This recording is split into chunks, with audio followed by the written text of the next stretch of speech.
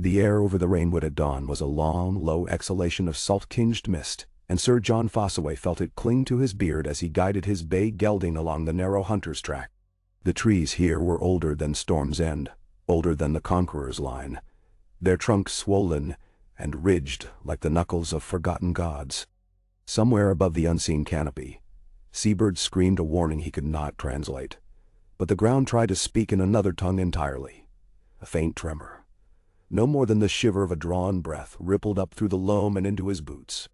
It was subtle, too subtle for most men, but John had campaigned long enough on broken soils to know the difference between wind-shaken roots and earth that moved of its own will. He reined in, knelt, pressed a mailed hand against the leaf litter, and felt the pulse again, steady as a distant drum. Behind him his squire muttered a prayer. John rose without a word, but his gaze lingered on the mossy forest floor, as though expecting it to open and swallow them whole. Hundreds of leagues north, Winterfell's godswood slumbered beneath new-fallen snow, yet Bran Stark did not feel the cold. Green dreams unfurled inside him like ancient banners, and each fluttered in a wind that blew from no world men could name.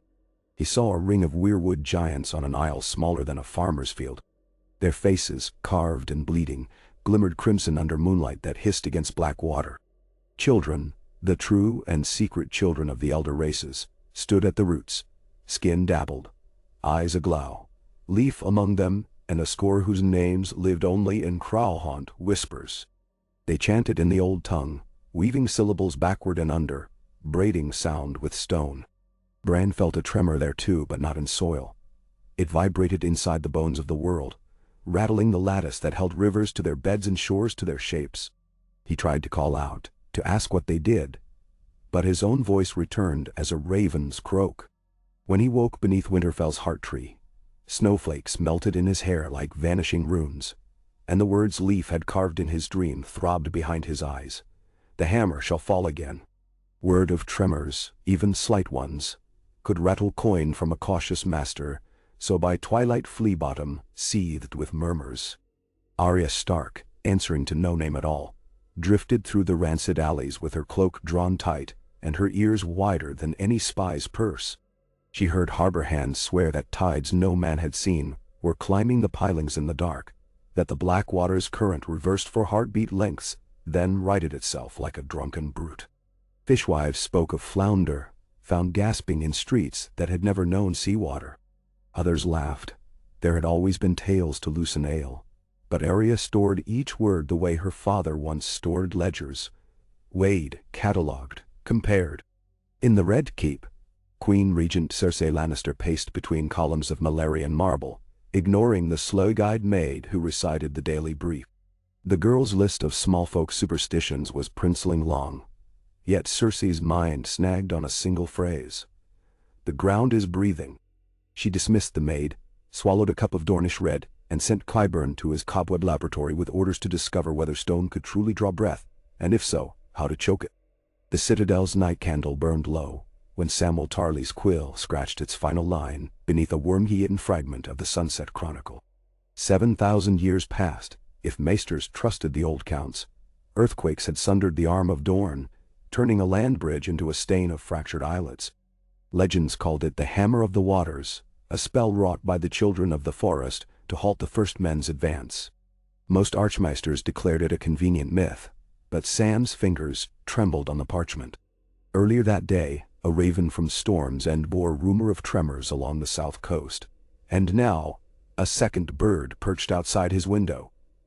A black-feathered exclamation mark against pale moonlight. He opened the scroll. Ground heaves, near Rainwood. Harbor master reports reverse tide. Others whisper of drowned gods stirring. The parchment was unsigned, but Sam recognized Gilly's looping hand.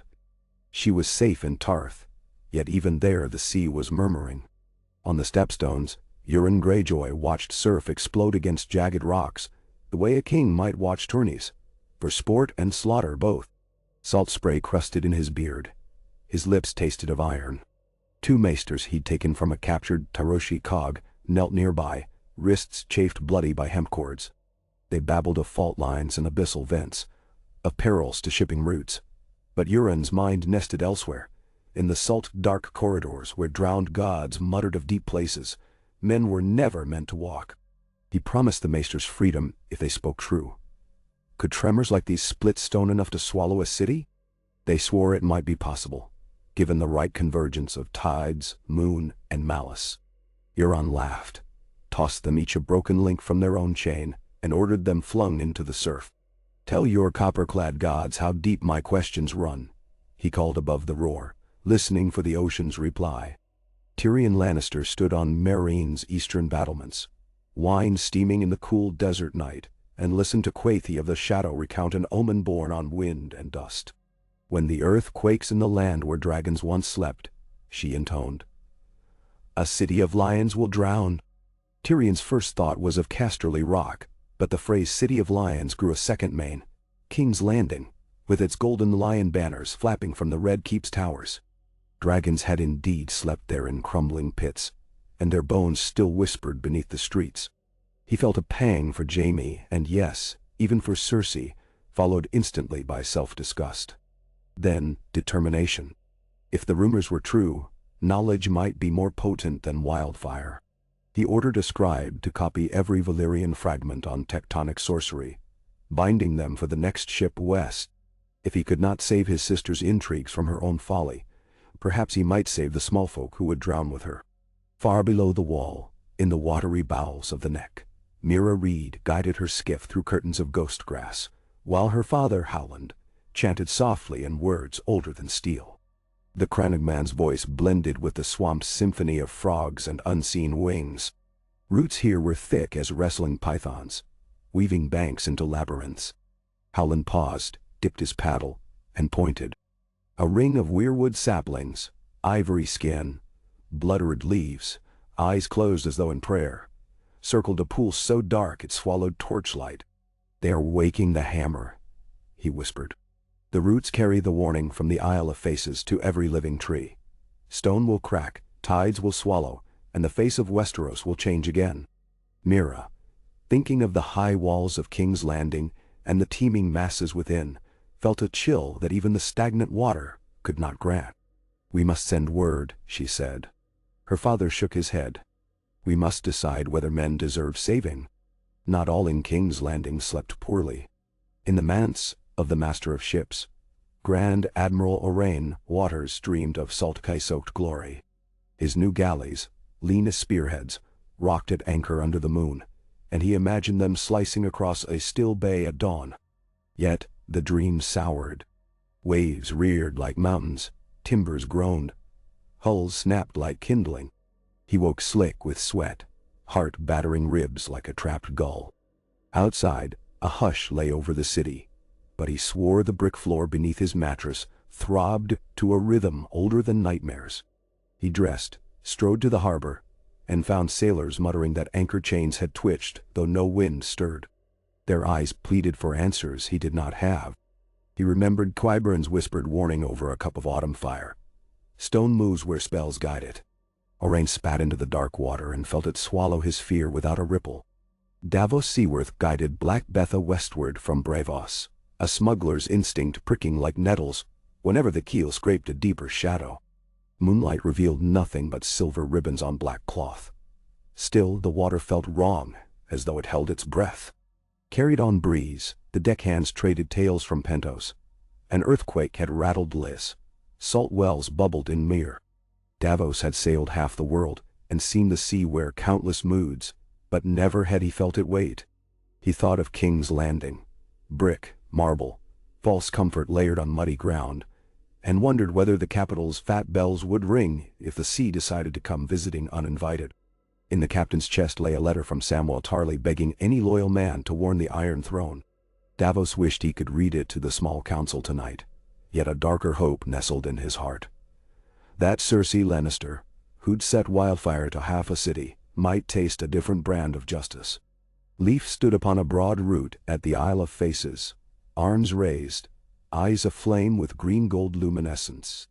Around her, the children's circle hummed, a harmony of throat songs that braided magic with memory. In the water between roots, ghost lights flickered like drowned stars. Leaf's voice climbed, wove through others, and the air thickened until it seemed the night breathed her song. Beneath the lake bed, stone flinched. The hammer of the waters was no object but an act, a pulse of power, unity, and grief. When last they wielded it, forests blanketed the south in a single green dream, and men's axes had not yet wept sap. Leaf tasted the memory, bitter, sweet, brackish, and sang louder.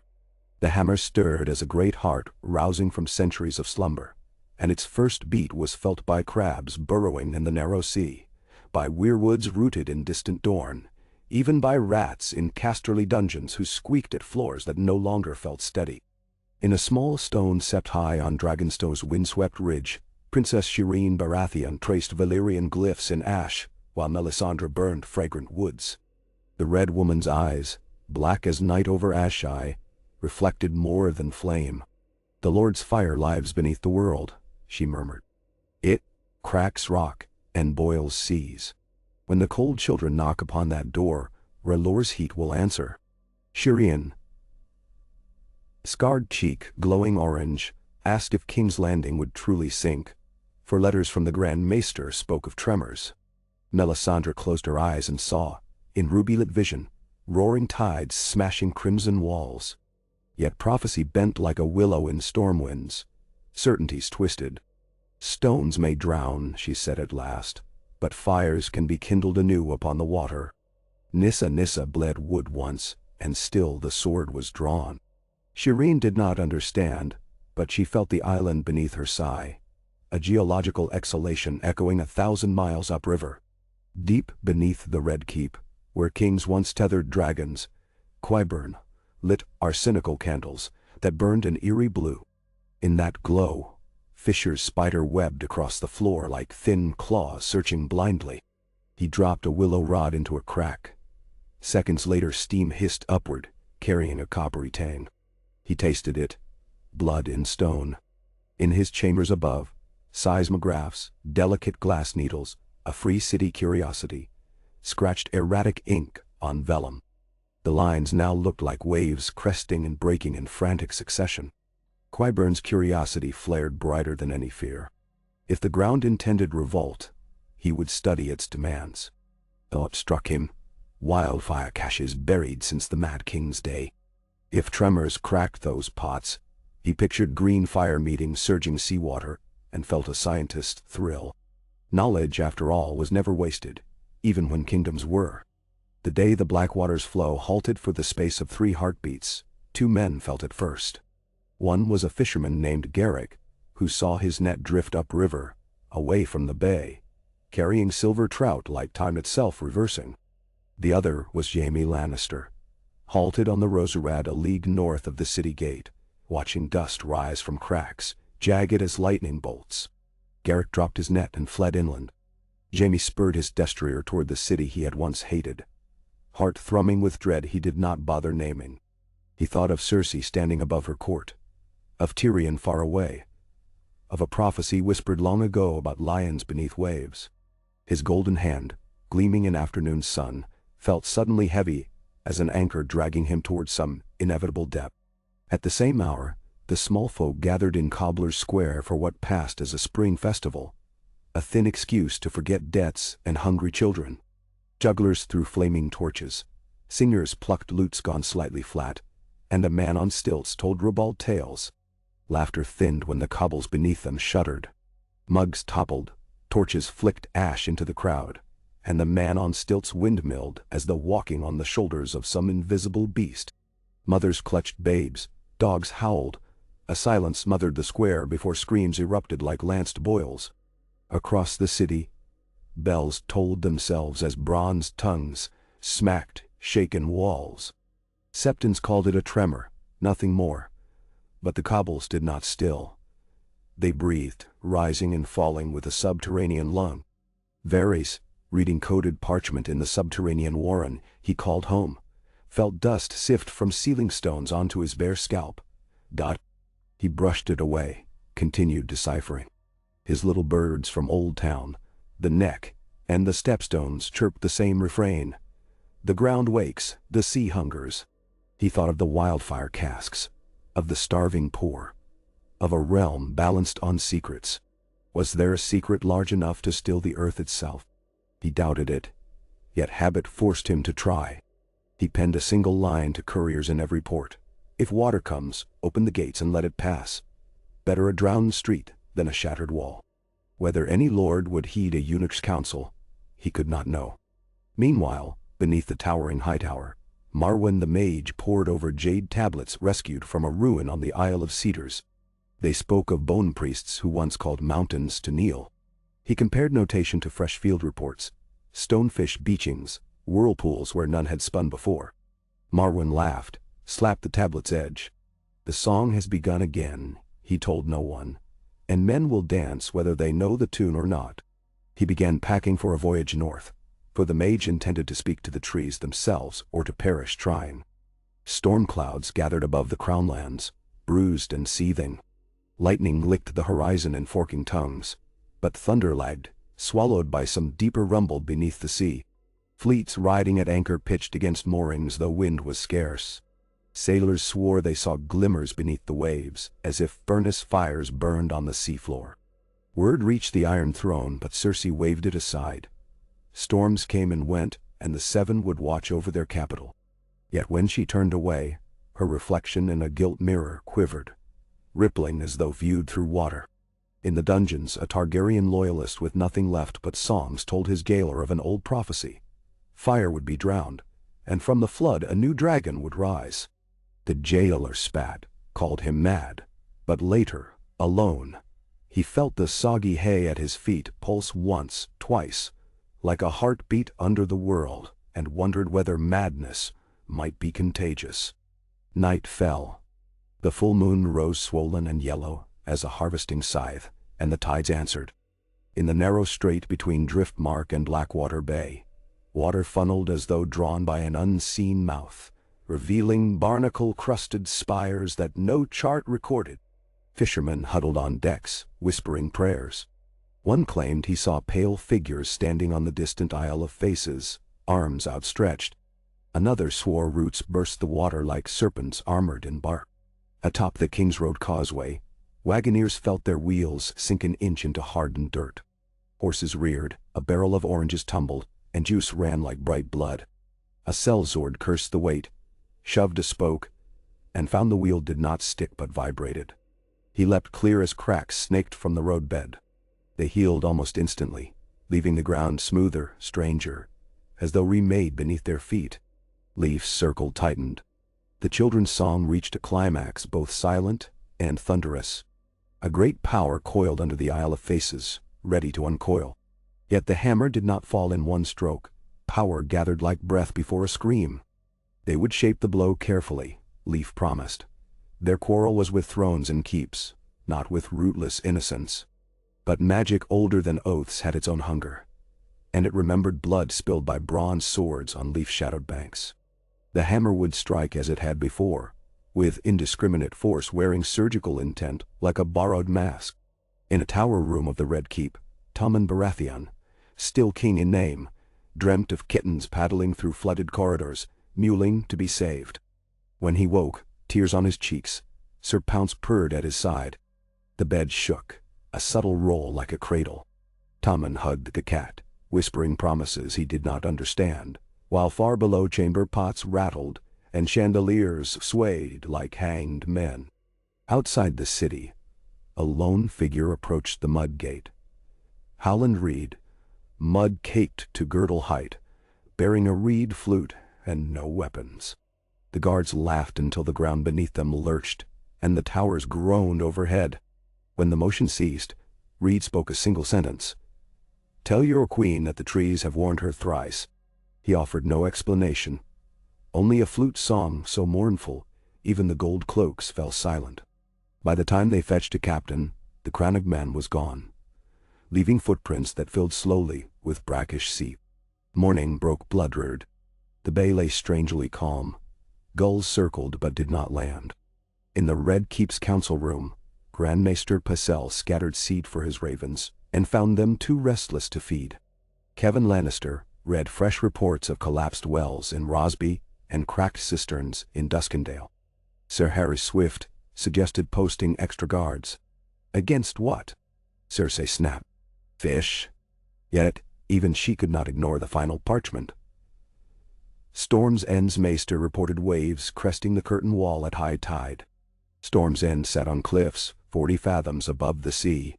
Under the riverbed where the rush met the bay, mud boiled, unseen. Eels fled, burrowing into cooler silt upstream. Stone arches of the city's lower cisterns began to sweat moisture darker than pitch. Blackwater rush slowed again, paused, reversed, then surged forward with such force that mooring posts snapped like twigs. Harbor masters rushed to cut lines before ships heaved onto quays. Orain Waters screamed orders until his voice cracked, but the sea answered with a silence more terrible than any roar. That night, Arya perched atop the roof of the Dragon Pit ruins, watching flickers of green flame snaking up from vents in shattered stone. Qyburn's workers tapped subterranean veins, siphoning wildfire to shore Cersei's rumored new ordinance of defense. Let the sea come, we will set it ablaze. But Arya knew wildfire cared little for friend or foe. She recalled a face, her father's, remembered how heads rolled beneath lion banners, and wondered whether the world itself now sought to balance that debt. In the Godswood of Winterfell, Bran wept Sephotinged tears. The hammer's song reverberated within him, too loud, too vast. He reached for strings of unseen magic, trying to dampen its fury, but his own power felt like a child's whistle beside a stormcaller's horn. Somewhere deep beneath King's Landing, he sensed old fault lines grinding, plates nudged by roots that had no business delving so deep. Between clashing stone, pockets of wildfire sloshed like venom in brittle glands. If the blow fell wrong, if heat met tide, anguish would eclipse even the children's intentions. Bran cried out, but his voice traveled only along heartwood veins, not fast enough. At the stepstones, Euron's fleet heaved on a burgeoning swell. A priest of the drowned god proclaimed the coming flood, a baptism of empire. Euron raised his black-haired head and bared teeth at the moon, daring sea and spell alike to test his mettle. He would sail upon waves that shattered kings, and when the tide receded, he meant to claim whatever thrones poked from the silt. On the Isle of Faces, Leaf's eyes glazed white. A final harmony quivered. The roots beneath her feet thrummed one heartbeat, Tuan Tuan. She opened her mouth to give the last command, and paused. An echo reached her, a call threaded with desperate humanity. It came on snow-kissed wind, from a boy tied to both man and tree, pleading that mercy still had worth. Leaf's throat closed. She lowered her arms a fraction. Around her, the chorus hesitated, notes warring with silence. The hammer hung, suspended, its shadow enormous beneath the crust of the world. For one breath, Westeros waited as a single creature might, uncertain whether to scream or sigh. Then a fissure, tiny as a hairline, opened under the Blackwater's deepest channel. From it rose a bubble of ancient methane, invisible, carrying the distant scent of rot and gods. It burst against night air with a sound like a gasp. Flea Bottom's urchins heard only a faint pop, turned over in their pallets. Yet Earth registered the breach. The waiting would not last much longer, and in that thin, taut space between songs, vows, and stone, every man, woman, and child, from Dorne to the Gift slept, or failed to, without knowing that the world beneath them was making a decision from which none could turn away. Ka-Kay. Dawn broke sullen and streaked with bruise-colored clouds, yet the air above King's Landing lay hushed, as if even the gulls dared not disturb the loom of calamity. Fishermen who risked launching boats at first light found the Blackwater's surface as glassy as a starved mirror, its oily calm disturbed only by occasional pocks, gouts of gas that belched and dispersed like ghosts of drowned dreams. Garrick the netcaster huddled in his skiff's prow, palms sweating on the oar despite the chill. A thin shudder passed through the hull every few breaths, subtle as a cat's tread, though the water remained unnaturally still. He muttered a prayer to the maiden. A reply came, not from the gods but from beneath, a hollow boom that resonated through planks and ribs, through Garrick's bones themselves, making his teeth chatter though he did not feel cold. He turned for shore, and each stroke seemed slower than the last, as if the river meant to keep him. Within the Red Keep, Jaime Lannister stood before a map of Westeros pinned to an oaken board. Colored wax markers, red for Lannister, green for Tyrell, black for contested, speckled the parchment like pox. None of them mattered at the moment. The real enemy was the very stone beneath their feet. Cersei paced the chamber like a lioness caged with invisible fire. Pycelle wheezed over a stack of tremor reports, while Qyburn half listened, eyes on a slim ledger filled with alchemical sigils. Whenever the tower shivered, Jaime's golden hand tapped the sword hilt at his side, as though steel could intimidate geology. Kevan suggested evacuating low-lying districts. Cersei scoffed. The Faith Militant, she said, would keep order. But the look she threw her uncle betrayed a flicker of doubt. She was counting tremors the way a thief counts footsteps in a hall, measuring the distance to the door before the cry goes up. Across the city, Arya prowled rooftops under her borrowed cloak. She moved silently over broken tiles, ears tuned to the hush of the moment, to the wood beams creaking as though sighing through rotten lungs. An old baker's chimney had cracked since last night, bricks misaligned like crooked teeth. From that vantage she observed gold cloaks, hustling market stalls toward higher ground near Visenya's hill. Small folk dragged crates, children clutched rag-wrapped dolls, dogs whined. A silence underlay every sound, an expectant void. Arya thought of the wolf's den in winter storms, and how even Stone Street had felt safer than this looming hush. She felt for a needle under her cloak, though she doubted any sword could slice a wave. Within the citadel, Samwell Tarly barged into Archmaester Periston's library, wild-eyed and breathless. Periston did not look up from his scrolls. More tales of quaking cobbles, he droned. Sam shook a parchment in the Archmaester's face, fresh raven ink still glistening. It spoke of a fissure opening in the lower wards of Dragonstone, steam venting so hot it blistered a knight's greaves. "Volcanic," Periston declared, unconcerned. But when Sam mentioned the hammer in the same breath, the old man's quill halted. "Superstition," he insisted. Sam begged audience with the conclave. Periston waved him away. Yet later that evening, candles guttered in the Archmaester's study as he reread the Raven's words, frowning at references to reverse tides and methane vents. He ordered an acolyte to check ground motion instruments every hour, and to fetch him the oldest maps of the Arm of Dorne. The candle's flame trembled. So did Periston's resolve. Storm's End's curtain walls groaned beneath a sky the color of melted slate. Ser Jon Fossoway reached the ramparts to find Maester Carrick, training his glass far spy toward the horizon, brow furrowed. Below, waves heaved in lurching pulses, as though each roll required gathering courage. "Tide's off," Carrick murmured. "They ebb when they should flow. Moon's full, but it rests like lead."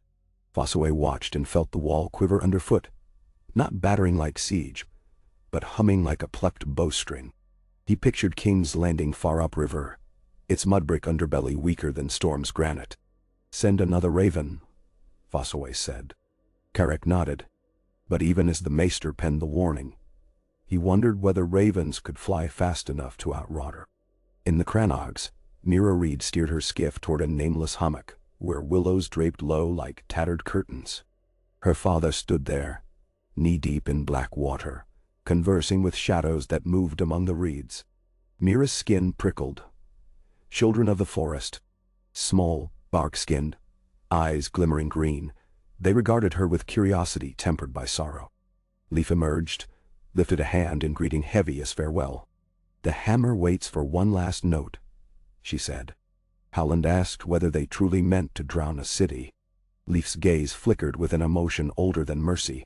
"Men's knives hew the earth open. Their forges wake fireworms. Blood always sleeps in their footsteps. We mend with water." Howland argued that innocence would die. Leaf did not refute, only pressed a seed pod into his palm. "Plant it in the drowned city," she whispered. "It may grow into tomorrow." Far to the east, in the court of Meereen, Tyrion paced mosaic floors depicting the doom of Valyria. He felt the pattern resonate disturbingly with his present anxieties. He had drafted letters urging warlocks in Korth and maesters in Old Town to share any scrap on earth-shaping spells. Copyists raced across the tiles, carrying sealed scrolls to ships prepping sail. Tyrion paused beside a depiction of towers toppling into boiling seas, dragons writhing in agony. The mosaic craftsman had captured the moment of collapse with chilling detail. Slabs sliding, human silhouettes swallowed by rising waves. Tyrion swallowed dry wine. Meereen's fragile peace felt suddenly like a tower built on sand. He wondered if the powers under the earth cared which city they claimed. Under Dragonstone, Melisandre pressed a ruby palm to the black stone walls of a steaming fissure. Heat pulsed like a dragon's heart. She saw visions flicker. A city's skyline swallowed by churning water, towers breaking as if made of bread, wildfire geysers turning breakers green. Yet, beyond, the shape of a glowing sword rising from flood, epitomizing Azor Ahai reborn. She glimpsed Stannis' face there, and even in death his shadow tugged at her conviction. Flames warped prophecy, water clarified or consumed. Which would reign? She whispered to Shireen that fear and hope can share a heartbeat. The child repeated the phrase softly until it became a charm. Deep in the dungeons beneath the Red Keep, wildfire vaults sweated resinous tears. Casks, some sound, some cracked, shifted minutely. An alchemist's apprentice named Darnold, patrolled with lantern, shuddered. He felt the floor quake and stopped, listening. A faint hiss, like sand pouring through a funnel, came from behind one iron-banded door. He touched the metal. It felt warmer than his palm. He backed away, breath shallow. Qyburn had warned him never to open any vault unbidden. Darnold did not. But he could not halt the creeping thought that perhaps opening them to seawater would douse the doom. He shook his head. Wildfire did not douse. He hurried on, boots echoing in corridors where each torch flame danced to unheard drums. In Flea Bottom, a washerwoman named Mela watched puddles tremble as if struck by invisible raindrops. Rats abandoned drains swarming into alleyways. Mela's neighbor claimed she saw fish flop at the corner of Pigman Lane. Children chased them shrieking until their mothers saw cracks open in cobbles like mouths. The mothers hauled them indoors, though every threshold felt inadequate against a force that could crack the ground. A rumor spread. The gods were angry. The 7 spires of the Great Sept had offended them. Others swore it was the Targaryen ghost taking revenge. Each rumor found believers. Fear is promiscuous. Jaime, riding through the city on patrol, dismounted near the dragon pit shell. He remembered standing there as a boy, gazing up at fractured domes, where once great wings had unfurled. Now, underfoot, the ground breathed. He knelt and pressed bare fingers to the dust. A vibration pulsed, steady, countable, like a smith's hammer on anvil. He rose, scanning horizon. A wagon creaked by. Its wheels left faint impressions that healed as he watched, dust falling back into cracks.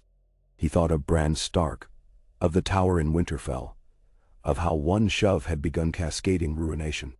Perhaps this tremor was someone's shove writ large. He prayed that someone, perhaps Bran, might also know how to halt it. Bran, far to the north, lay beneath Winterfell's heart tree, eyes rolled white. In the green dream he sat upon a limb of the great weirwood, watching through 1,000 leaves at once. Roots were lines on a map. They pulsed with sap and message. He followed a thick route south beneath mountains, through riverbeds, into the muddy underbelly of King's Landing. There, the roots split into delicate filaments wrapped round pockets of green-glass death. Wildfire, whispered the collective memory of trees. Fire of mankind, bane of root and stone. Bran extended his will, seeking to push the filaments aside, to cradle the pockets so they would not burst when the hammer landed. It was like trying to redirect a river with reeds. Still, he tried. On the stepstones, Euron's fleet cut anchors in anticipation of freak swells. Euron stood on the prow of silence, arms spread. He exulted in the scent of storm-brewed ozone overlaid with sulfur. His priests drowned in barrels of seawater, gurgling prayers. Euron promised his crew that when King's Landing sank, Treasure would float free for any man bold enough to sail into the churning cauldron. Worked gold, rare wines, women of the court. He described all with lurid relish. Men cheered. In hidden hearts some trembled, but Euron's madness was louder than their fear. Atop the high tower, Marwyn consulted a lodestone suspended over a bowl of still water. It jittered east-west in erratic bursts. He compared this to tremor scrolls arriving hourly from the Shield Islands. Faults moving like game boards, he muttered. He drafted a note to be read only if he did not return, instructing the Citadel to prepare grain stores inland, to erect disease wards, to burn lime near flood zones. He stamped it with his copper chain segment, Higher Alchemy. Then he boarded his ready cog, Ethan Star, bound for the Isle of Faces. Leif observed the sky's gradient brightening from violet to tarnished silver.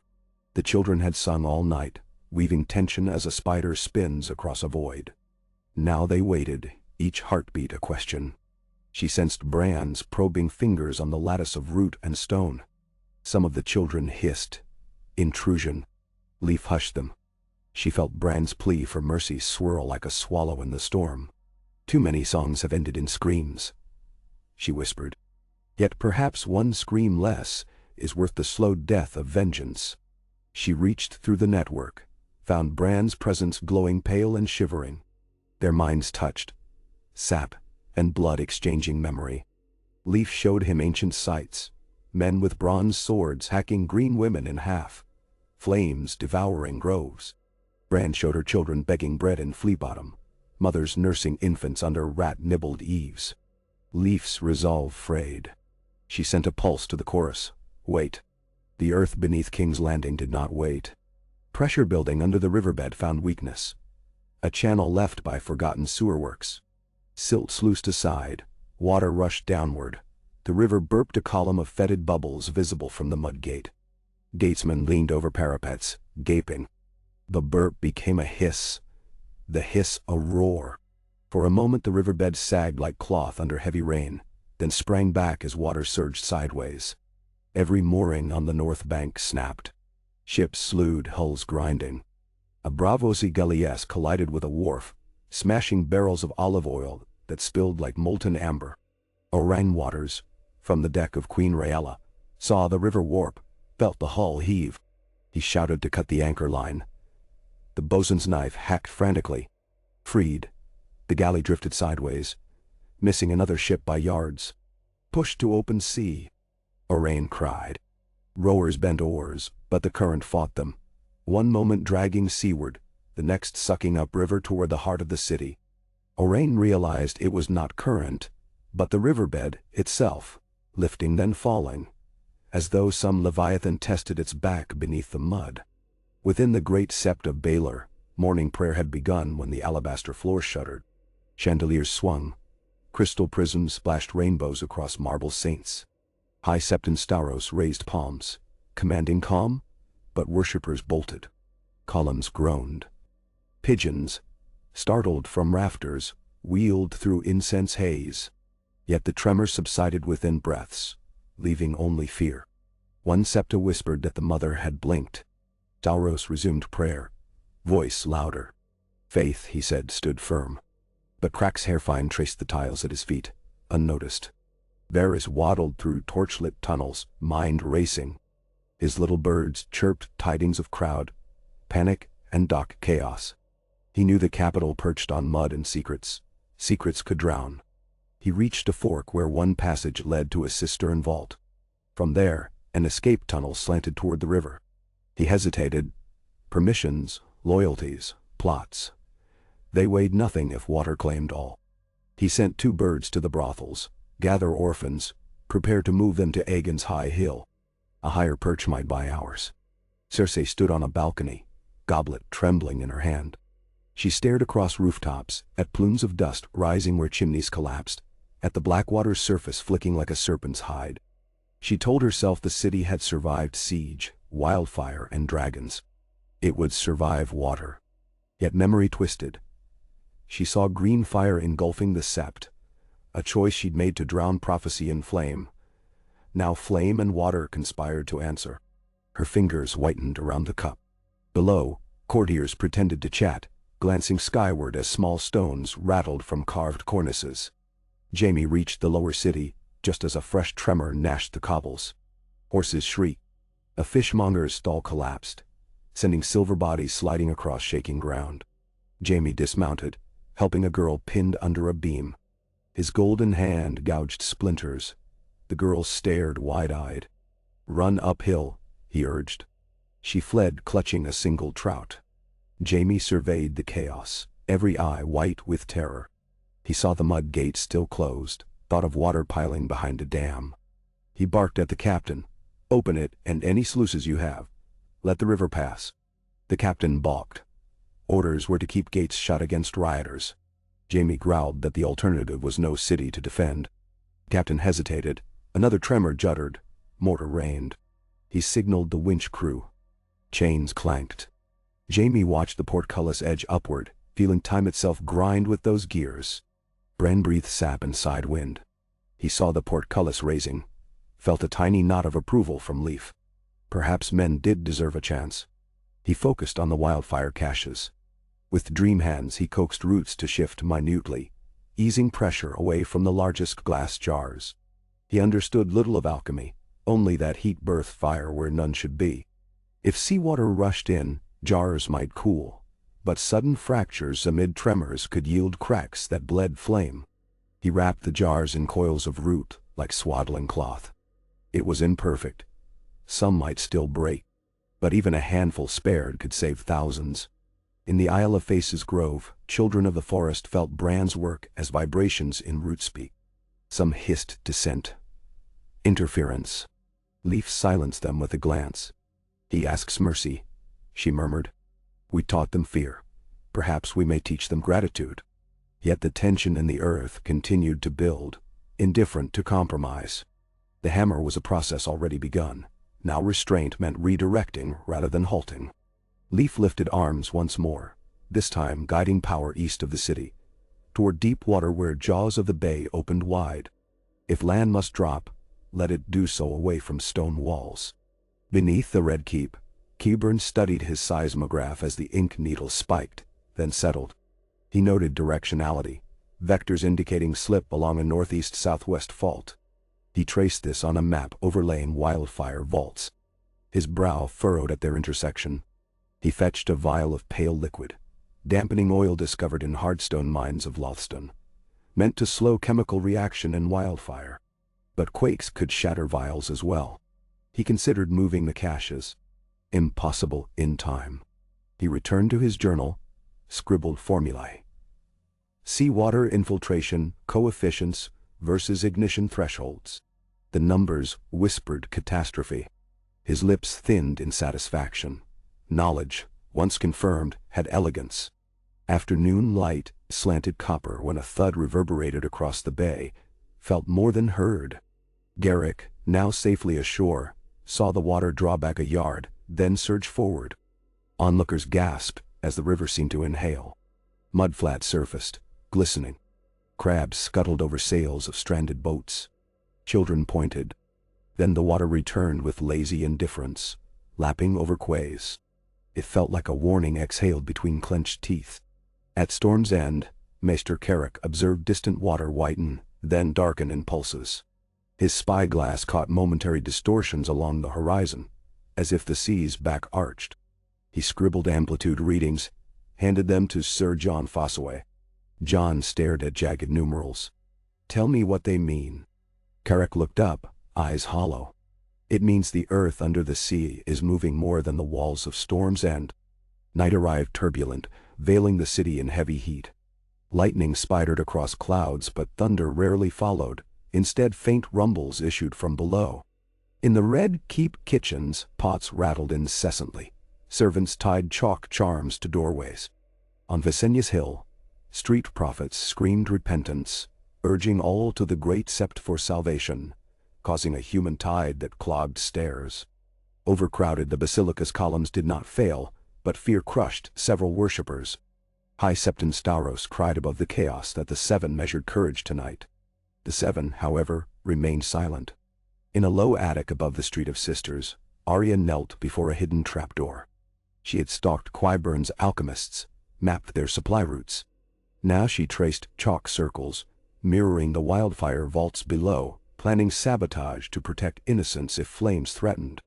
But tremors ruined chalk lines. She paused, fist clenched. The city might burn or drown. She could not fight both. She thought of Sirio Forel's voice. There's only one thing we say to death. Yet what if death surged in a wall of black water? She decided swords could still cut rope. She would focus on freeing trapped citizens if gates failed. On the Roserad north, refugees already streamed away. Farmers from South Horn, washerwomen from Hayford, hedge knights with their charges. Gendry Waters hammered iron shoes onto a destrier's hooves beside the road, offering speed to fleeing riders. He asked one man why he ran.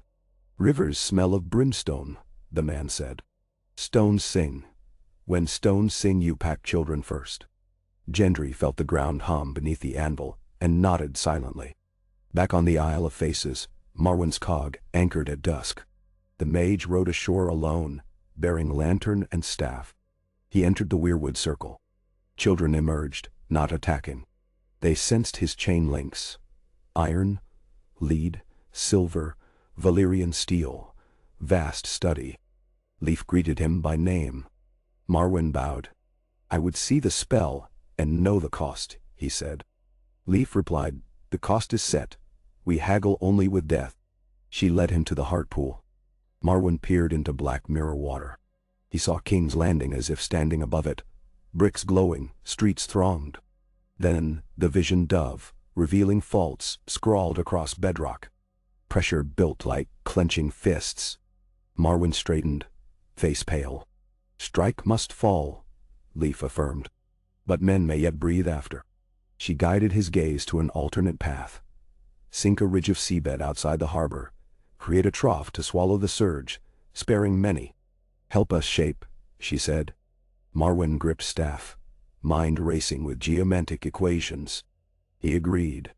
Along the bay, Orain Waters rallied dockhands to scuttle older hulks along the mouth of the rush, creating makeshift breakwaters. Some shouted he was mad. Orain insisted hulls could deflect first impact. Men labored under torches, axes hacking through planks so timbers filled with water, hugging the channel bed. From the walls, Cersei watched the lights and called Orain a vain gloryhound. Yet beneath scorn flickered relief. Someone at least did something. Midnight found the city drenched in humidity so thick breath felt like swallowing wool. The ground grew still, ominously still, after days of quivering. People who had slept little now nodded on stoops. Dogs ceased barking. Even harbor waves calmed, slick under moon glare. Jaime rode survey. He noticed the silence, sensed tension abated, yet sharpened to a single brittle note. He turned his horse uphill toward the Red Keep. As he passed Cobbler's Square, a rumble deep as eternity rolled up from bedrock. The cobbles bucked. A fountain burst, spewing water tainted black. Bells leapt in their towers, tolling discord. Jaime's horse reared. He clung, cursing. The quake exceeded any prior. 5, maybe 10 heartbeats of outright violence. Walls cracked, windows shattered. A turret on Aegon's high hill toppled, crashing through 2 roofs. In Flea Bottom, shanties collapsed like kicked anthills. But then it ended, and for a breath the city seemed intact. Cheers erupted from those still alive. They died in throats when someone pointed toward the bay. Out beyond the chain anchorage, the sea stood up. It began as a shadow under moonlight, a dark bulge. Then water drew away from shore, a great retreat as if the bay inhaled. Galleys at anchor tilted, keels scraping mud. Fish flopped on exposed channels. Orain screamed for men to climb ropes, find purchase high. They stared, dumbfounded. Garrick, from a rooftop, saw the riverbed gleam like oiled armor under lunar gilt. He whispered a single word. Tide. Though he knew tides did not move like that. The shadow became a wall, 30, 40 feet, still growing, its lip white with foam. It advanced at a run, outtracing gulls. Ships uncovered by the retreat now lay helpless. The first to be met was a cog named Wind's Hope, The wave picked it up like a twig, spun it, dashed it into a scuttled hulk, masts snapping clean as candles. The conflagration of timbers vanished under roiling water. A roar reached the city. Stone splitting, ear splitting, water and air screaming in forced union. Jamie, atop his horse on the Street of Sisters, watched torchlight glimmer on the wave crest as it passed the breakwater and slammed into the harbor wall. Water exploded upward, outshining torches. Spray rained on rooftops half a mile inland. The portcullis at the mudgate, opened earlier, now stood wide. Water surged through with primal joy. Jamie's horse panicked. He leapt free, rolling across cobbles. Around him people screamed and ran, or froze. He shouted for all to climb. Arain Waters clung to a rigging line as Queen Raela lurched, stern lifting then smashing onto the limestone jetty, snapping hull planks. He swung toward a yard arm, cutting sailors free. Around them debris churned. Barrels, crates, bodies.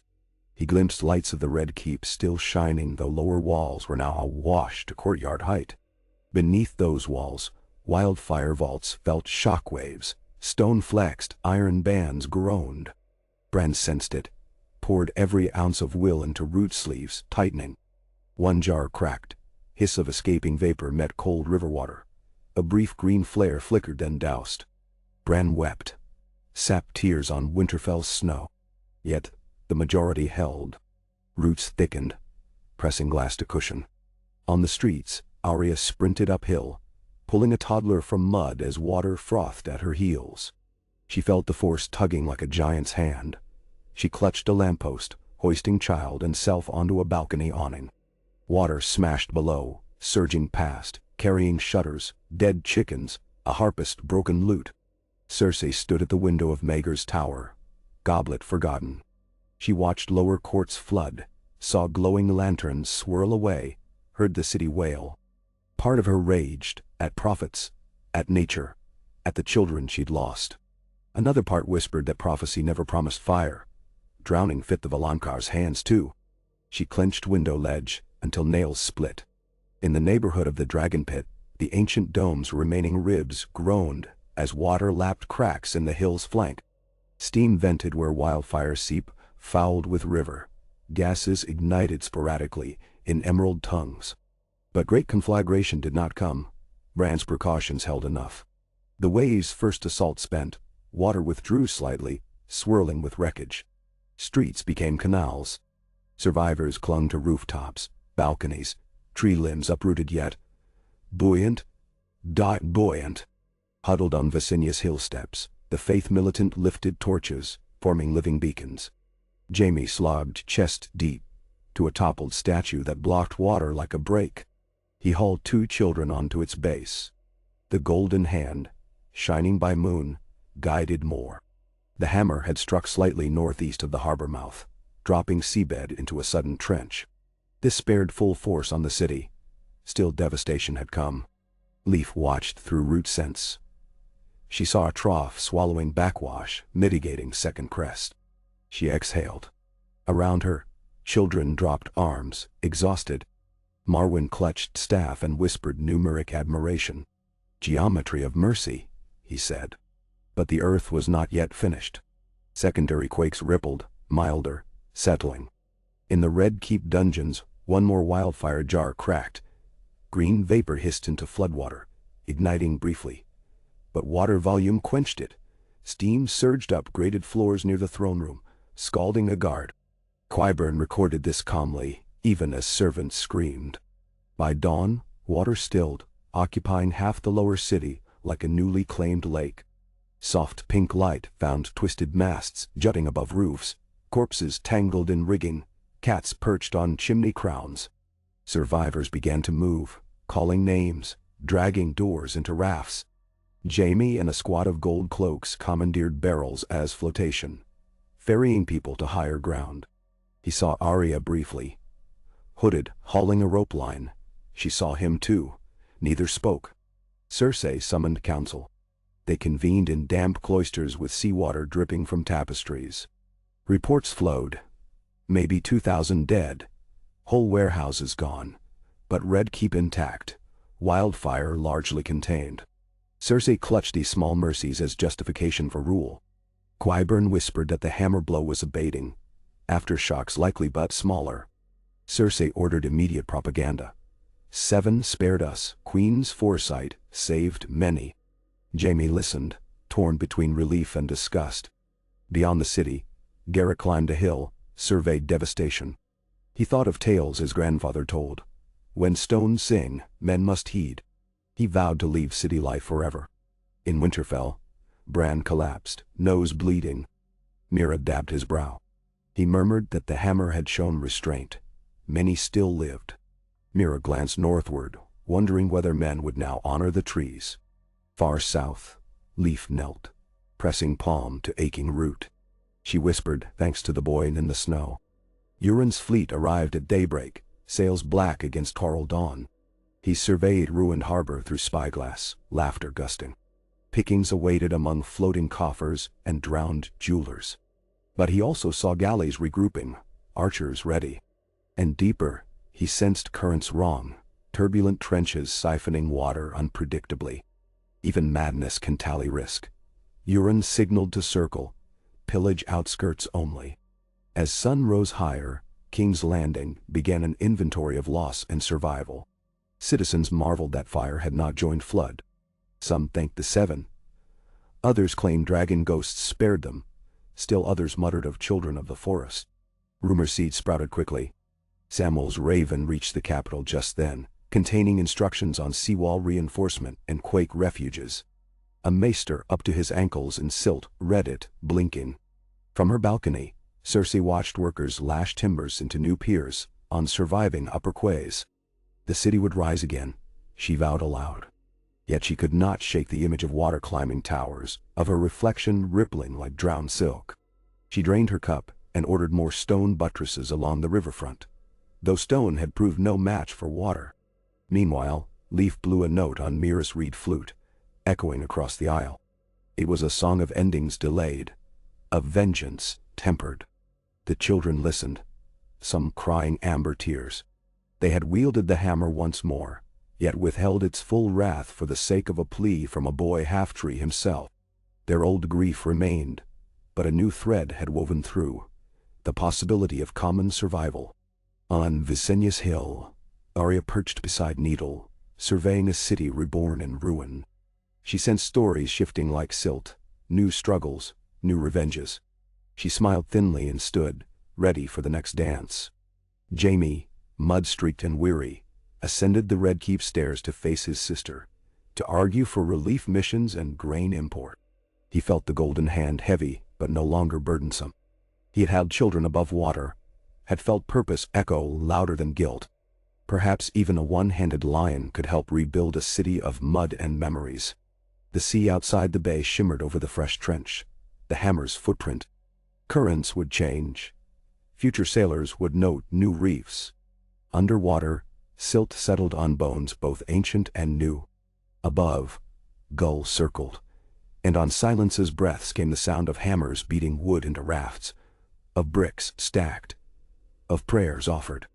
Life, indifferent and resilient, resumed its relentless quest. And somewhere south, in an orchard spared by fortune, a seed pod crafted by Leaf broke open in salt-damp soil. A pale shoot wriggled upward toward light, its first leaves red as blood, white as bone, trembling in new wind. Oh, Kai-yi. Rain washed the night-drowned city in fluttering curtains of silver, gentle at first, but unending, as though the sky itself had broken and could not remember how to mend. It carried the salt stink of the sea up every alley, into every cracked tile, into every bruise that King's Landing now wore. The water in the streets had receded to murky lagoons trapped between buildings. Each ripple glittered with lantern gold, or wildfire green where alchemists still probed beneath the Red Keep. In that half-light, the survivors moved like shades, tired, intent, half-dreaming of life before the hammer, but unable to wake to it again. Voices were low, hammers softer than usual upon wood. Even the bray of mules seemed distant, as if reverence had settled over all living things. At the mudgate's newly straining hinges, Jaime Lannister leaned on a shattered spar used as crutch, watching fresh patrols string rope bridges from second-story balconies. Each rope sagged under its first load of buckets, planks, or a wobbling child. Jamie's left arm burned with a dull ache from hauling bodies hours earlier. His right, the gilded facsimile, gleamed dully in candle rain, slick with mud. A smith offered to file off the scratches. Jamie refused. Let it carry memory. The scratch that looked like a river fork, touched by a rising sun, reminded him of the girl with the trout, now safe among hundreds sheltered atop Aegon's high hill. He ran the cold surface across his eyelid once, keeping the sting of salt water out, then turned as a dozen wet men slipped through the gate, hoisting a makeshift stretcher. Atop that stretcher lay a boy no more than 10, hair plastered to his forehead, brow laced in black silt like tribal paint. The men said he'd been found clinging to a floating door west of the Hook. Jamie gave quiet orders. The healers in Maegor's Keep were already overwhelmed. Take the child to Grand Maester Pycelle's old solar, now turned to infirmary. Somewhere behind him a woman called out to all the gods she knew. The words shaped by her cracked lips drifted across drowned cobbles and vanished into fog. Inside Maegor's Keep, torch smoke mingled with the smell of wet linen and boiled herbs. Grand Maester Pycelle himself tended no one. The quake had cast him into his granite shelves hours after the wave, breaking 3 ribs. Now he lay delirious under blankets, while 5 younger maesters worked in shifts, sleeves rolled, eyes red.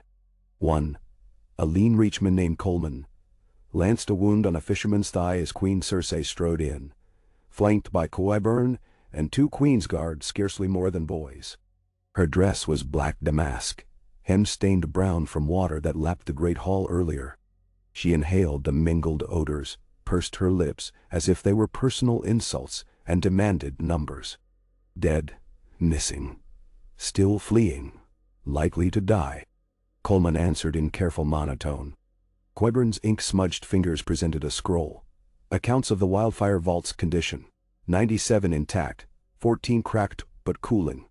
Cersei's jaw tightened at the unknowns. She ordered the passages cleared no matter the cost. When Coleman dared suggest the laborers were better spent fetching clean water, her eyes turned sharp as broken crystal. There will be no second disaster, she said. The city bleeds enough. Through corridors that dripped like grottos, Qyburn returned to his laboratories, bearing small vials of the cooling agent perfected only yesterday. Darnold, the apprentice, trailed behind hauling 2 iron helmets. Water sloshed at ankle depth. Each step echoed hollow as if the castle's belly were a drum. At Vault 7B, the outer masonry bulged, mortar spidering. Qyburn knelt, pressed ear to stone. A faint crackle, like parchment crumpled in slow hands. Wildfire gas still hissed, seeping through fissures no wider than hair. He snapped fingers. Darnold smashed helmet faces against brick until mortar broke free. Behind, the 2 green glow pulsed, contained by nothing but providence. Qyburn uncorked a vial. Turbid liquid shimmered violet. He whispered a prayer to no god, merely to chemistry, and dribbled the dampening oil along fractures. The glow retreated by slow degrees. Reluctant. Darnold exhaled, though terror still glazed his eyes. Fetch sand, lime and tallow, Qyburn murmured. We bury it alive. In the rain-slick courtyard above, torches flicked inside inverted kettles to keep their flames alive, marking a path toward the royal stables, now converted into council chamber. By flicker light, Lord Kevin Lannister, Prince Trystane Martell, freshly arrived with 3 sand-scoured ships bearing supplies, and Lord Garth Tyrell held grim debate with Arain Waters. They spoke of the harbor mouth, changed depths, need for new pilings, how to reopen trade before winter's hunger arrive. Arain argued for ramming scuttled hulks sideways to form breakwaters against further surges. Lord Tyrell worried the hulks would rot, poisoning water. Trystane suggested Dorne's stonecutters carve artificial reefs instead. Dorne owed the capital nothing, yet he stood in the chamber because his father saw value in rescuing what might later owe him fealty. Kevin at last raised his hand. We'll do both, he said. Hulks first, reefs after. Arain saluted. Trystane smiled. A momentary coalition formed upon desperation. Not all coalitions stood within stone walls. In the silted wasteland once called the fish market, Arya Stark crouched beside a tumbled cart. Her hood concealed her face, but not the hunger in her eyes as she watched two gold cloaks argue over a sack of crabapples. Water puddled up to their shins, reflecting torch halos. She heard one say the crown's granaries were breached, weevils in half the sacks, mold in more. Elsewhere rats gorged on swelling grain. Arya's fingers tightened on needle's hilt. If famine followed flood, half these people would die slow deaths. Yet swords could not conjure bread. She watched until the cloaks marched off, then slipped into the shadows, seeking Varys' little birds. She had become Rumor's knife. Perhaps Rumor could yet carve a loaf. She found them under a ruined wine shop. Half a dozen children shivering round a brandy barrel's broken halves used as fire pit. Their hair was matted with soot and salt, faces gaunt. Arya knelt, let them see her face through the haze. "Tell the spider the queen hoards grain," she said. "Tell him the dragon queen's ships will be welcomed if they sail it in." The oldest boy squinted. "No dragon queen here, m'lady." Arya gave him 3 silver stags scavenged from a drowned purse and whispered, "Shall here." The boy swallowed coin and fear alike, nodded. Across the narrow sea, in dusty halls of the Great Pyramid, Daenerys Targaryen read the letter delivered by a terrified raven master who'd never handled parchment bound in golden lion wax. Tyrion watched her face as each line unveiled flood, quake, children of the forest. He expected fury.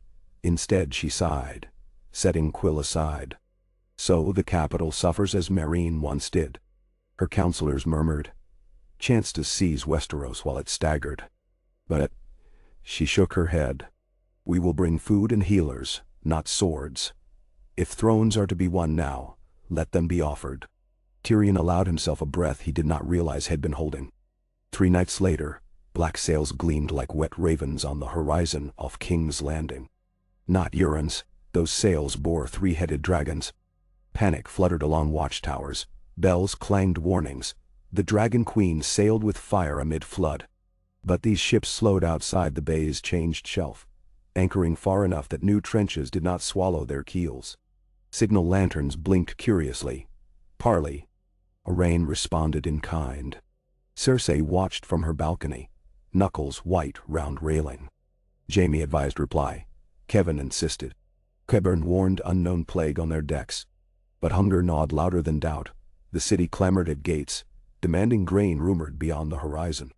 Cersei compromised. One ship only made dock, disarmed, watched by 100 cloaks. Tyrion, aboard the Stormcrow, anticipated this and volunteered before Daenerys could stop him. "Let them see a familiar monster," he said. Tyrion set foot once more on King's Landing wharf, which smelled of salt rot and charred tar. Gold cloaks, raised halberds, formed cordon. Tyrion wore no armor, only cloak dyed the color of dawn. He noted buildings warped by water, whose stones looked older than yesterday. He knelt, touched mortar, wet but holding. Interesting. A captain ushered him uphill through streets furred with algae. Small folk hissed until they recognized him. Then many mouths whispered, "Halfmen." Some with hatred, some with hope. He passed Flea Bottom, saw soup lines winding like funeral processions. The Red Keep loomed as always, aloof, but now streaked with tide marks. In the throne room, torches fought damp gloom. Tyrion bowed with a flourish he did not feel. Cersei's icicle stare met him across bruised marble. "Come to rob the drowned?" she spat. Tyrion replied lightly, "I bring bread, not buckets." She considered, eyes flicking to Kevan, to Qyburn. 8 what cost? Docking fees waived, he jested. Silence fell in heavy folds. 2 conditions only, he finally said.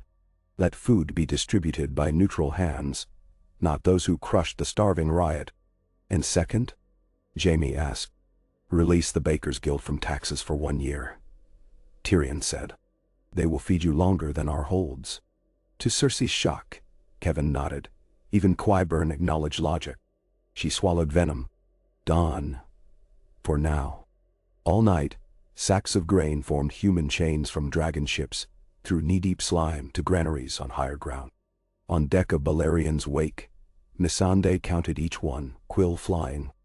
Grey Worm oversaw harbor watch, his unsullied line quays as silent pillars. Oran sailors, once Baratheon men, worked alongside Meereen's stevedores, who sang in low Valyrian, a rhythm pulling sacks as if rowing sunken galleys to shore. The air tasted of new promise. But currents beneath Bayfloor had not finished shifting. On the fourth dawn since the hammer and aftershock bucked ships against moorings, a screech of timbers roused sleeping crews. Water spouted between quaystones, geysering 3 yards high before subsiding. Tyrion rushed from hammock, mind-spinning geometry, the trench outside harbor still settling, slumping silt into deeper voids. He drafted plan with Owain. Sink stone blocks in line across trench mouth. Weight them with melted scrap iron. Create a stabilizing sill. Owain promised men. Tyrion promised Dragonfire to weld rings if needed. While he scrawled diagrams, a messenger from Old Town arrived, bearing Marwyn's seal.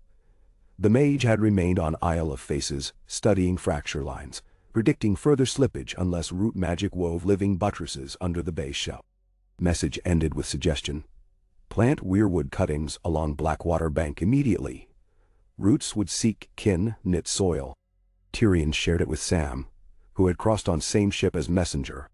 Sam hurried to the Faith and the city gardeners, pleading for seedlings. High Septon, recalling crumbling sept walls, agreed on condition 7 were planted within Sept's circuit as well. Thus, beneath cracked marble angels, novices dug holes for saplings whose leaves bled red under drizzle.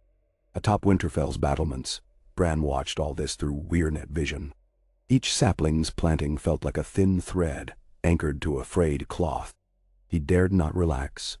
Still he sensed strain where trench met river mouth.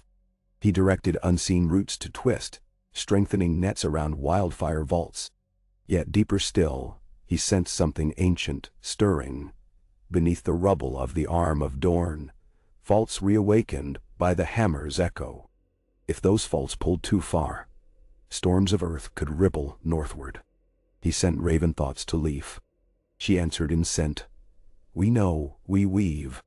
Leaf and the children now labored under eaves of weirwoods miles apart, singing counterchants that coaxed stone to ease gently. The price was exhaustion. Sap oozed from their skin like sweat. Even with Marwyn's geometric counsel, the work gnawed at their lifespans. Magic burned life as pitch burns a torch. Still they toiled, determined that mercy not fail at the finish. Euron Greyjoy had not left. His fleet lurked around Massey's Hook, raiding hamlets, seizing refugees. He wanted more, a prize to match his name. He learned of dragon grain arriving, of turmoil at harbor defenses. He ordered silence and 5 reavers to slip in by night, next moonrise, torch the grain, steal dragons, if any foolishly perched on deck. On deck of silence, he kissed a painted kraken's beak, promising black tides of blood. His timing, unfortunate for him, aligned with Yaime's midnight patrol. Fog rolled thick as lamb's wool. Lanterns barely cut it. Jaime's band heard splashes against outer pilings, then faint clunk of grapples. Crossbows notched, they crept along parapet. A muffled cry as sentry on outer quay vanished over rail. Jaime signaled. Bolts hissed. A reaver toppled, slit sails faltering. Euron's war horn bellowed from darkness. Battle spilled across half-submerged docks, men slipping on seaweed. Jaime fought clumsily with left hand and golden hook. Still he felled 2. A third closed, axe raised. Suddenly a lithe shadow slashed the man's hamstring. Arya, face streaked green from alchemist's dye, eyes pale as dawn. She faded back before Jaime stunned thanks. Panic spread among reavers as unsullied horns blared from harbor gate.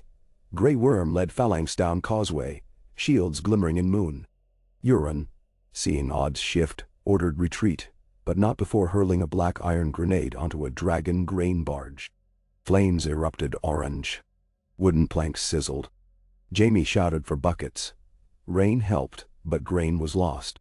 Still, the city's supply survived. That clash forged fragile camaraderie. Gold cloaks, Unsullied, northern girl with needle. Rumors soared. The lion and the wolf fight together. Dragon soldiers guard the gate, old wrongs washing away like mud. Varys whispered such rumors where they do most good, in noble salons where plots brewed. But not all believed. Lord Giles Rosby argued in council that unsullied presence threatened sovereignty. Cersei privately agreed, yet could not spare muscle to eject them. On the fifth evening, a hush fell larger than any before. It began as stillness in the air, then pushed down like a giant's hand. No wind, no gull cry, no rat squeak. Bran felt it first. The roots along Bay slackened in relief, signaling fracture had stabilized. But at the same moment, deeper energies sighed, as if an immense lung finished its exhale. Across the realm, ravens took flight from roosts simultaneously, turning the dawn sky black in flapping waves. Leaf knelt, palm on heartwood, and knew the hammer's echo was finally spent. She rose, face lined with sap cracks that would never heal, and whispered, "Enough." The children's chorus dissolved into sighs. Some collapsed, others wept. Mawrin, leaning on staff, muttered how small men's wars seemed against this wrestle of earth and root. He asked Leaf to teach him more. She touched his iron link and said, "Metal cannot hold the breath of trees." Still, she placed a seed in his palm. Crimson, shaped like drop of blood. "Plant this at the citadel," she instructed. "Let knowledge grow roots." In King's Landing, dawn of the sixth day brought a breeze at last. Cool, smelling faintly of pine from the Kingswood. Citizens emerged from refuges blinking, as if newborn. Sunlight glinted on puddles slowly shrinking. Work began in earnest. Cranes fashioned from felled masts hauled stones. Carpenters patched roofs. Apothecaries mixed tonics for fever, rising among those who'd swallowed floodwater. Tyrion addressed a crowd atop overturned wagon, promised pay for anyone hauling rubble to new breakwater projects. Cheers answered, though some spat at mention of Queen across the sea. He smiled thinly. Hearts shifted slower than tides. Sam stood beside him, stack of leaflets. Basic hygiene after flood, they read, with simple drawings so even a sellsword might understand. Wash with boiled water, bury waste uphill. Avoid rats, dry bedding daily. Some chuckled, others listened. A mother kissed Sam's hand. He flushed, stammering. Then he glanced at distant Red Keep and wondered if his father still lived somewhere. If the gods marked unfair mercy. Qyburn at same hour oversaw last vault walling. Sand, lime, tallow hardened into plug ceiling cracks. He recorded in fine script. Probability of catastrophic ignition lowered to 2 in 100. Acceptable if one held power. He drafted memorandum requesting alchemist funding to develop safer flame for Harbor Lighthouse. Green, but cooler, Dachsteya. His quill paused as he considered, for the first time, using wildfire to build, not destroy. Discovery birthed in calamity. The alchemist's creed. Farther up the city, in the sprawling prison cells of the Red Keep, a young Septon jailed for sermon against the crown sat awake. The quake had rattled his chains loose, but he remained, tending inmates crushed by falling masonry. Jaime found him still preaching kindness as healers arrived. Jaime ordered the man freed. In gratitude, the Septon led prayer at mass funeral on the Hill of Rhaenys, where pyres burned high enough to frighten crows. Cersei watched from rampart. Sensing charisma she could not harness, she resolved to keep eyes on him. Night fell with clear sky at last. Stars glimmered double in lingering pools. On one rooftop, Jaime and Tyrion shared wineskin. Silent. After minutes, Tyrion said, "You recall father boasting Lannisters built with gold, not mud." Jaime laughed, winced as Rib protested. "Seems mud holds when gold melts." They drank. Below, singing drifted up. Stevedores around driftwood fire. Tyrion recognized the tune. Gentle, old, rhyming about harvests. Jaime tipped imaginary hat to them. For a heartbeat, both forgot crowns and courts. Within the queen's apartments, Cersei held Tommen close, telling him the worst was over. The boy nodded, sleepy. Yet outside window she glimpsed weirwood saplings on great sept courtyard. red leaves aflutter in lamplight, symbol of northern gods, of Starks, of all that had humiliated her, now planted in her city by need. She tasted ash in her throat.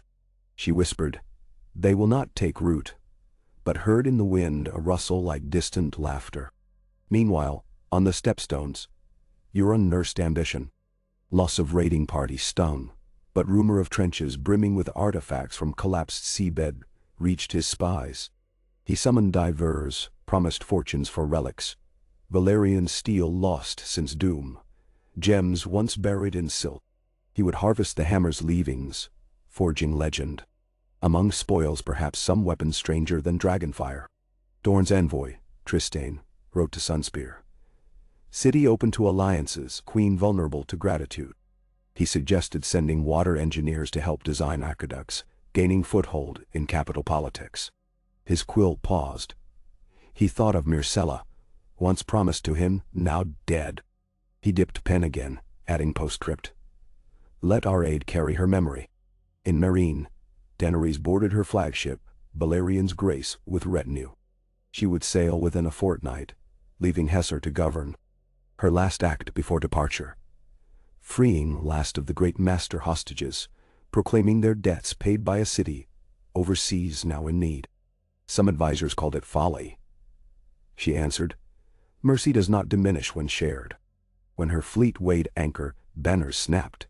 Black and red, overholds full of medicine, builders, seedlings, and 3 cages each carrying a juvenile dragon, hatched in secret months past. Dragons could ferry messages, scout trenches, even cauterize disease pits. She hoped King's Landing would accept them as allies, not threats. Arya did not wait for the queen. She slipped aboard a coast runner heading north, bearing letters from Varys to northern lords. Proof of food shortage, need of trade. She would travel only to Gulltown, then overland to Winterfell, there to tell Sansa and Bran what she had seen. Water weapon, city half sunk, cracks sealed by living roots. She imagined Sansa listening in candlelit hall, eyes bright with old fear perhaps mixed with new forgiveness. Arya touched Needle's pommel, thinking of home smell. Pine smoke, clean frost. She had stories for Bran too, of Leaf's mercy, of roots that cradled fire. The boy who was a tree might smile. Sails swelled northward. Gulls followed. Hopeful. Behind Arya, King's Landing breathed slower, deeper. Market stalls reopened, selling limp cabbage, but also oysters.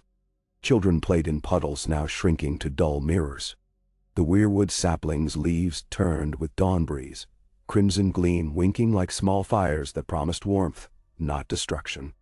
In the Vale of the Gods below Dragonstone, Melisandre woke from trance, ruby necklace flickering faint. She had dreamed of waves that burned red, not green, of a sword rising from muddy water. Yet when she looked seaward, she saw only dawn's pale blush. Perhaps prophecy had changed shapes like faceless women. She donned cloak, resolved to sail west with the fleet. Fire and water both obeyed her lord. She intended to learn which served him better.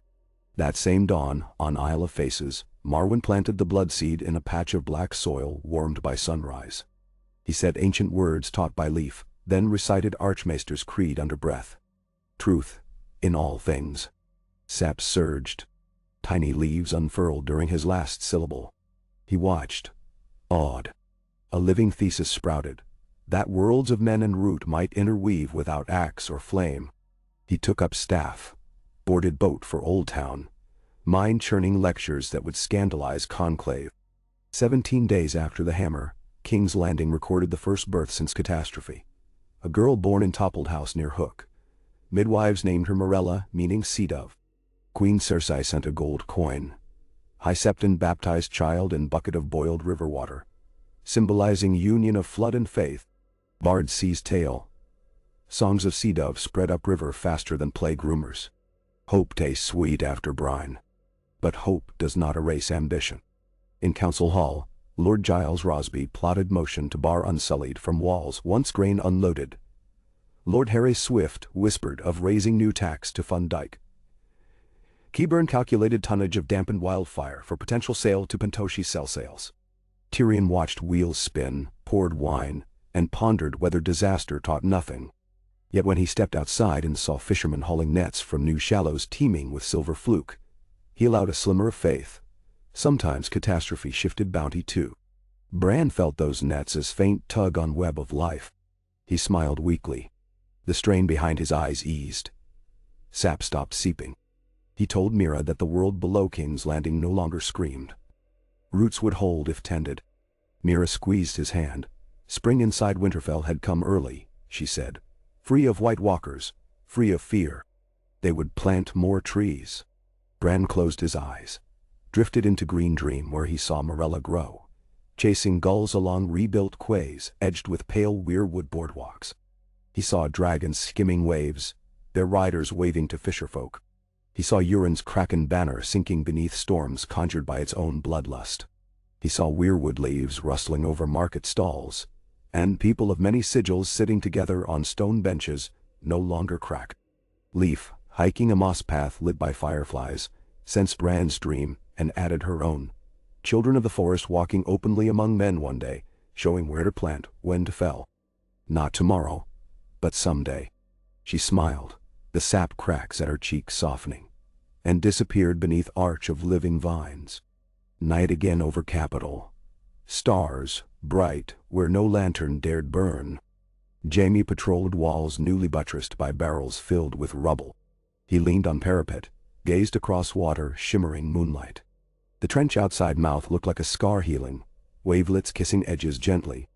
He thought of Brienne somewhere questing, of Cersei sleeping fitfully, of Tyrion across courtyard drafting harbor laws. He did not know what throne awaited, or if thrones still mattered. He only knew that when the sea rose he had saved children and would again. Water forgave no ego. Gold hands weighed the same as flesh in tides. He squeezed hilt of new sword forged from pieces of 3 drowned blades. Smith called it River's Mercy. Jaime intended to wield it sparingly. Dawn crept. Work songs rose. Dragonfleet approached horizon, white wakes trailing. The queen who brought fire would stand upon a harbor, still wearing flood's wounds, would meet a city seeded with her enemies' gods, would bargain with lions who had learned humility and water's grip. In this fragile morning King's Landing belonged to no banner alone. It belonged to those whose hands rebuilt walls, whose roots clasped stone, whose hearts beat on though everything they knew had trembled. Beyond the bay, seabed creatures settled among new rocks. Coral polyps began their slow exhalation of bone. In centuries to come divers would marvel at pillars descending into green gloom, entwined by strange pale roots. Some would whisper of songs echoing through water, of a rhythm like a mother's heart cradling dragon bones. Few would trace those whispers to one violent week when earth shifted, and mercy held it fast.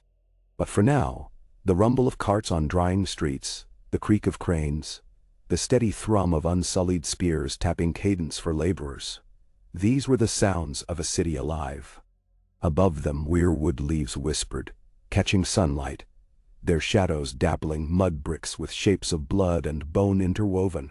And from a high window Morella's first newborn cry rose, clear and defiant, carrying over rooftops to mingle with hammer strikes and gull calls, proclaiming to gods and ghosts alike that the world, though broken, would beat on.